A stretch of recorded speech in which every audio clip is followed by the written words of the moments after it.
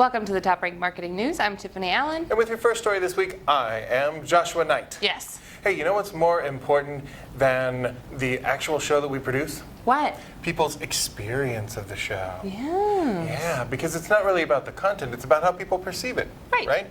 Value is in perception.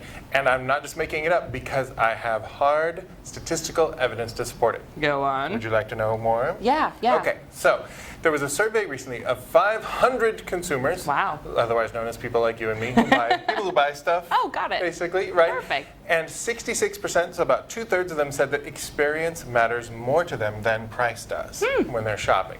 52% of them said that they have stopped shopping on a brand website because they had a bad experience. Wow. So that's fully over half of people who are like, your website sucks, I'm out. So this is good news though for brands because competing on price is kind of a pain in the neck. There's only so low you can go before you are, your margins are eliminated and you're living in a box. Sad day. It's no good. So, but competing on experience is something we can all do. So think about when you're putting together your customer experience, think about things like site speed, response time, of course, how fast somebody gets back to you when they chat on your site. Is somebody there for them? Are you leaving people hanging on social media? Don't do that. That's another thing about experience. Basically, we're looking for an omnichannel experience, which is a fancy way of saying anytime the customer contacts you, you recognize them, you pay attention to them, and you solve whatever problem they have. Well, there you go. If you can do that, then 66% of them are going to go with you rather than somebody who's cheaper. I think that makes a lot of sense, Josh. It really does. They do, but I also think that B2B and B2C consumers aren't all that different. No. I know, it's crazy, but I also have facts to All prove right. Well, it seems highly suspect to me, but tell me what you got. Let me tell you more. All right. So a new study from Forrester Consulting, commissioned by #client Adobe, found that B2B and B2C consumers have more in common than one might think. Do tell. I will.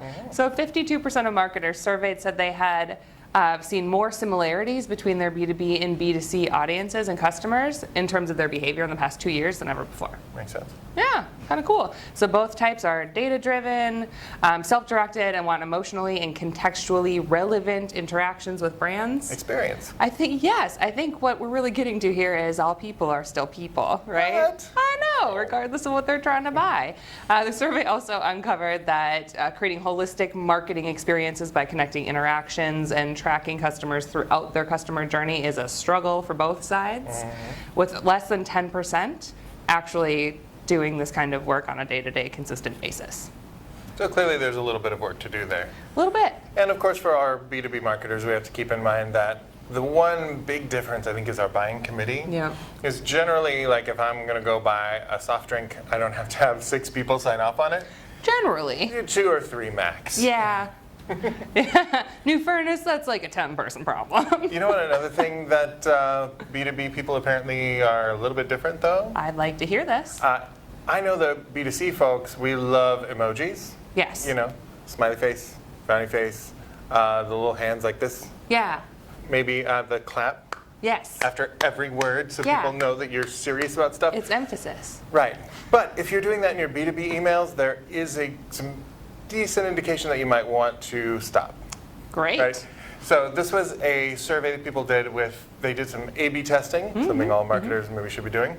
They did a 4-week test of sales emails. So they ended up doing 2,000 samples for each of 5 subject lines, which I am not a math major, but that is approximately 7 billion tests. Yeah, just about. Yeah. Yeah. Rounding error. Yeah. But they found, so they had the same subject line with an emoji and then without, and then with multiple and then without. And they found that there was a 42% decline in response rate for the lines that had the emojis in them. Holy cow. So the theory there is that maybe emojis were effective in getting people's attention for a bit, but that they're starting to lose their effectiveness because they're being overused. Yep. Tale as old as time, song as old as rhyme. We find a new way to reach people and get their attention, and over time it wears away. There is one thing, though, that I will point out about this research is that these were done on sales follow-up emails, Okay. not necessarily marketing emails. Got it. So this is a good guideline, but as always, I say do your own A/B tests as well because your audience may be unique. That's fair. You know, I also have a case to make for checking your own analytics data, but that's going to come a little later. Okay, show me what you're working with. Okay, so you know how we talk about posting on social media all the time and like, oh, it's Vaguely. cool, everyone should do it. So Sprout Social just released their best times to post on social media in 2019 report. So now that you will hear these, they will no longer be the best times to post. Right. But it's interesting, Wednesday is the day, right? Which makes sense, I guess. Middle of the week, people get in that kind of midweek slump. But on Facebook, Wednesday at 11 a.m. and 1 p.m. are the best times to post. Instagram, Wednesday at 11 and Friday at 10 and 11. So Friday morning people are rolling A in. lot of morning people out checking there. their Instagram feeds. Okay. Yeah. So Twitter, Wednesday at 9 a.m. and Friday at 9 a.m. are the times. Their day with Twitter. I don't Start like my to day be and it's like sad. A red rage. Oh my. Right? Well, apparently people do them. Yeah, they do. And then LinkedIn, Wednesday at 9 to 10 a.m. and noon are the times. So early morning, lunch break, that kind of stuff makes sense for a business audience. But again, once you hear these times and dates that are the best to post, everyone's going to start doing it. So always check your own social analytics for what gets you the best engagement, what drives the most traffic, and when. Don't just go on these guidelines, but it would be something interesting to test. One other thing to note from the study is that it is the safest to post on weekdays versus weekends.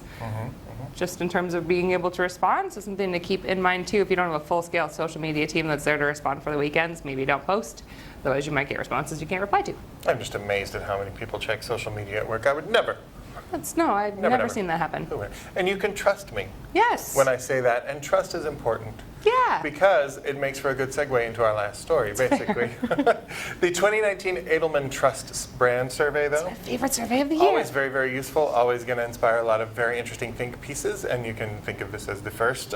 We'll report on some highlights here. So 81% of consumers are now saying that they must be able to trust a brand that they do business with to, and I quote, do what is right. Okay. So our challenge there, of course, is what do people perceive as doing what is right? What is right? And what is right is going to vary from audience to audience. But they do want to trust your brand. Trust is more important to people, according to this report, than good reviews. Wow. Than corporate reputation, even than environmental impact. So trust is huge. Of course, though, quality is still first priority. You know, like I trust you, but you have lousy products is not really going to get you far. Right.